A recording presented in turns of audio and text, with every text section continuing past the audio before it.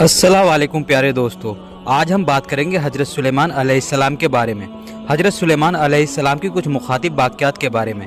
प्यारे दोस्तों, अल्लाह तबारक व तआला ने हजरत सुलेमान अलैहिस्सलाम को बेमिसाल हुकूमत और सल्तनत से नवाजा था। हजरत सुलेमान अलैहिस्सलाम जिनको ऐसी बेमिसाल हुकूमत व सल्तनत हासिल की थी कि सारी दुनिया पर ही नहीं बल्कि जिन्नात, हैवान और हवा पर भी उनकी हुकूमत थी।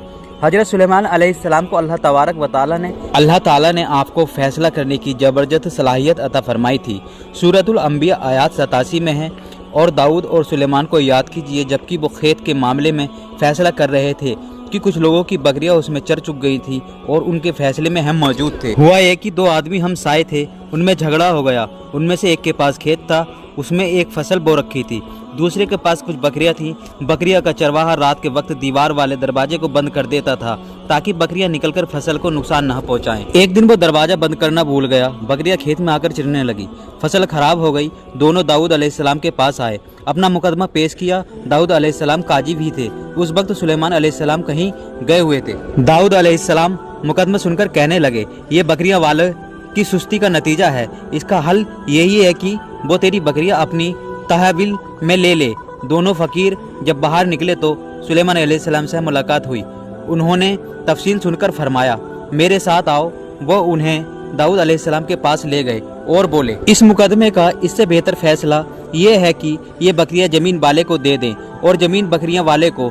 जब बकरियों वाला जमीन की पहली हालत में उगा देगा तो आप दोनों की चीज उन्हें लौटा दे। इस दौरान खेती का मालिक बकरियों के दूध से फायदा हासिल करता रहेगा। ये फैसला ज्यादातर बेहतर है। इसे बकरियों वाला अपनी बकरियों से बिल्कुल महरूम न हुआ और खेती वाले का नुकसान पूरा हो गया। ये फैसला आपको अल्लाह ताला ने समझाया था। अल्लाह ताला सूरतुल अंबिया आयत 89 में फरमाता है, हमने उसका सही फैसला सुलेमान को समझा दिया। हाँ, अगर एक को हमने इल्म और हिकमत से नवाजा था। एक रिवायत में आता है, आपने परिंदों की देखभाल की और फरमाने लगे, क्या बात है कि हुदहुद नजर नहीं आ रहा? क्या वो वाकई गैर हाजिर है? यकीनन मैं उसे सख्त सजा दूंगा या उसे जिवा कर डालूंगा या वो मेरे सामने कोई माकूल वजह बयान करे।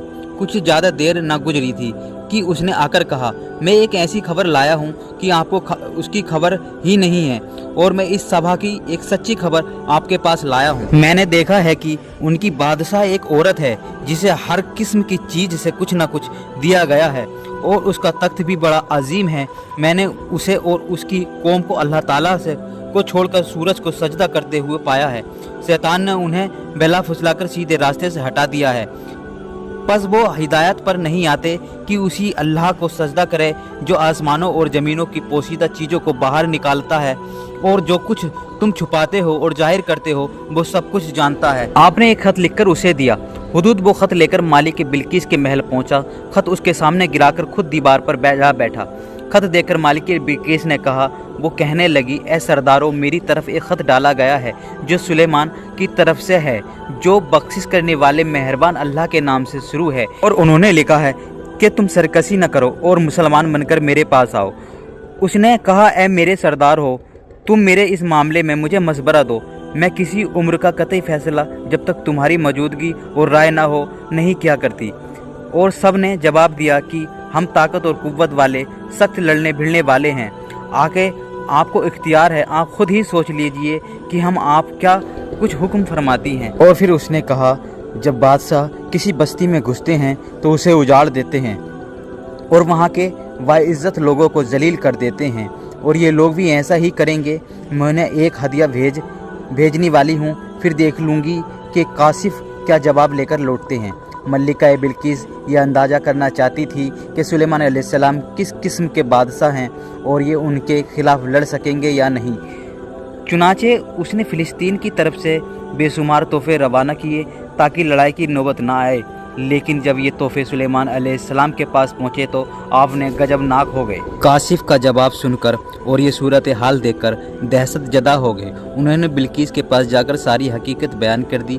मालिक बिल्किस ने उन्हें पैगाम भिजवाया कि हम इस्लाम कबूल करने के लिए तैयार हैं। सुलेमान अलैहिस्सलाम ने इस पैगाम का पहुँचा तो आपने दरबारियों की तरफ से मुतवज्जे हुए। आपने फरमाया, ऐसे सरदारों, तुम में से कोई है जो इनके मुसलमान होने से पहले उस तख्त को मुझे ला कर दे। तो एक जिन्नात कहने लगा कि आप अपनी मजलिस से उठें, इसमें पहले ही मैं آپ کو اسے لا دیتا ہوں، یقین مانیے میں اس پر قادر ہوں۔ اور جس کے پاس کتاب کا علم تھا وہ بول اٹھا کہ آپ پلک جھپکائیں، اس سے پہلے میں آپ کے پاس پہنچا سکتا ہوں۔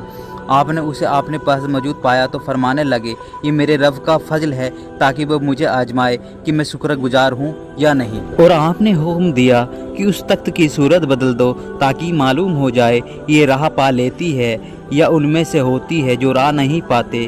تخت لانے والے آدمی کے مطابق جو لے آیا ہے اس کے پاس کتاب کا تھا، تو مفسرین کا اس کے بارے میں اختلاف ہے کہ وہ جو کون تھا۔ قرآن کریم کے الفاظ سے جو معلوم ہوتا ہے وہ اتنا ہی کافی ہے کہ وہ انسان ہی تھا جس کے پاس کتاب الہی کا علم تھا۔ اللہ تعالیٰ نے کرامت اعجاز کے طور پر اسے یہ قدرت دے رکھی تھی، پلک جھپکاتے ہی جو کہ وہ تخت لے آتا۔